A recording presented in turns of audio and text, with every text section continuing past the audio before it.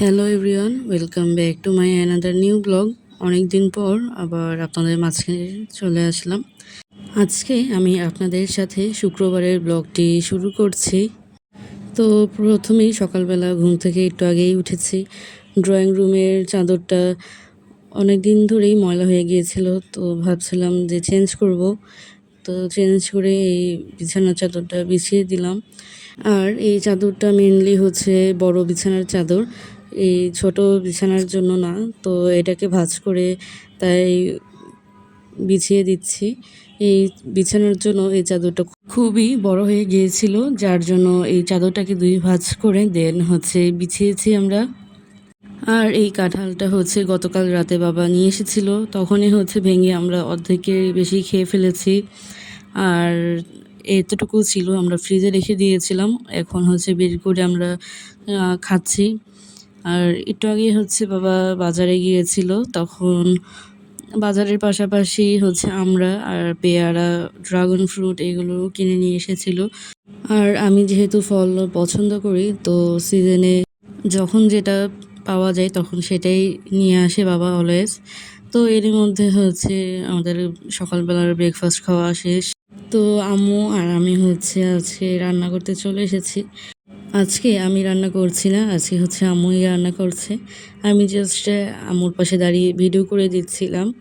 তো এখন হচ্ছে আমাদের কুরবানি ঈদের গরুর ঘিলু ছিল, তো ওটা আর এতদিন রান্না করা হয়নি, তো ভাবলাম আজকে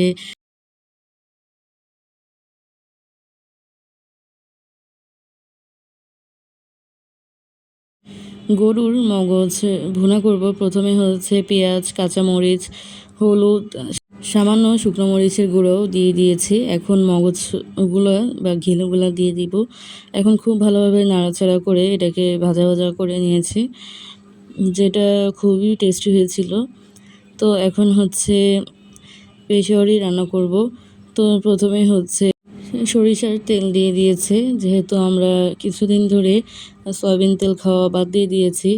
তো আজকে সরিষার তেল দিয়ে পেশোয়ারি বিফ রান্না করা হচ্ছে। আর আগেও আপনাদের সাথে পেশোয়ারি বিফ রান্না শেয়ার করেছি, তো ভাবলাম আরেকবার শেয়ার করি। আজকে আমরা হচ্ছে সরিষার তেলে পেশোয়ারি বিফ রান্না করছি। অন্য সময় তো আমরা সয়াবিন তেল দিয়ে পেশোয়ারি বিফটা রান্না করে থাকি বা নর্মালি রান্না হয়। তো আজকে সরিষার তেল দিয়ে যেহেতু রান্না করছি, তো ভাবলাম শেয়ার করি। তো এখানে হচ্ছে সরিষার তেলে সবে আস্তে আস্তে, যা আপনারা জানেন, আদা, রসুন, পেঁয়াজ, কাঁচামরিচ সবই আস্তে আস্তে মশলা দিয়ে দিয়েছি। আর তারপর বিফগুলো দিয়ে খুব ভালোভাবে নাড়াচাড়া করে দিয়েছি। এখন হচ্ছে ধনিয়া গুঁড়া, জিরার গুঁড়া, লবণ, মোটামুটি শুকনো মরিচ আর হলুদ বাদে সব মাংসের মশলাই এটার মধ্যে যাবে। তো এখন এটাকে খুব ভালোভাবে নাড়াচাড়া করে কষিয়ে ঢেকে দেব। দেন এটাকেও একটু ভালোভাবে কুক হতে দেব। দেন লিডটা উঠিয়ে পানি দিয়ে দিয়েছি, এখন আবারও লিড দিয়ে ঢেকে দিব। দেন হচ্ছে ঢাকনা উঠিয়ে আবারও খুব ভালোভাবে নাড়াচাড়া করে পানি দিয়ে দিচ্ছি। দেন এটাকে আবারও খুব ভালোভাবে নাড়াচাড়া করে ঢেকে দিচ্ছি। আপনাদের সাথে দেখা হচ্ছে হয়ে যাওয়ার পর। তো এই তো আমাদের পেশোয়ারি বিফ প্রায় অলমোস্ট ডান। আর একটু হবে, জাস্ট ঝোলটা একটু কমাবো, দেন আমাদের পেশোয়ারি বিফ হয়ে যাবে। আর এদিকে হচ্ছে আমাদের ঝাল ঝাল গরুর মাংস ভুনা হচ্ছে। আর এটার মধ্যে হচ্ছে আস্ত রসুন দিলে আমাদের কাছে খুবই মজা লাগে। তো এই যে আমাদের পেশোয়ারি বিফ হয়েও গিয়েছে। আমি এর মধ্যে থেকে 2 পিস উঠে খেয়েও ফেলেছি এর মধ্যে। আর খাওয়ার পর আমি তো ও মাই গড, এত টেস্টি হয়েছিল! আমি ভাবি উনি আগেও তো রান্না করা দেখিয়েছি, আজকেরটা অনেক বেশি মজা হয়েছিল।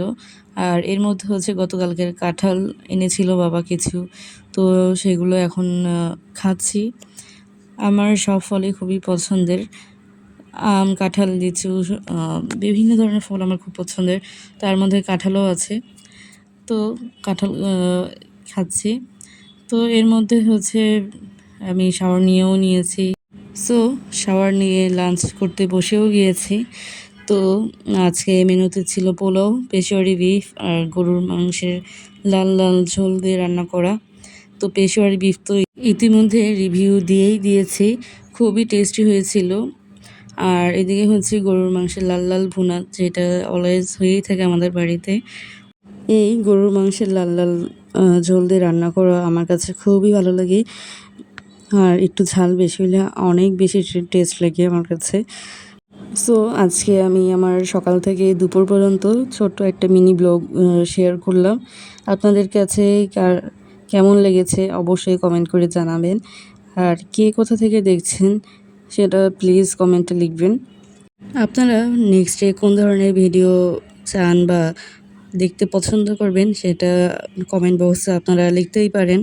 তো আমি সেটার উপর বা সেই ধরনের আমি আপনাদের সেই কমেন্ট দেখে বা সেই রিলেটেড ব্লগ তৈরি করার ট্রাই করব। তো আজকে এই পর্যন্তই, আপনাদের সাথে দেখা হচ্ছে নেক্সট কোনো ব্লগে। তো আপনারা সবাই ভালো থাকবেন, সুস্থ থাকবেন, আমাদের জন্য দোয়া করবেন। আল্লাহ হাফেজ।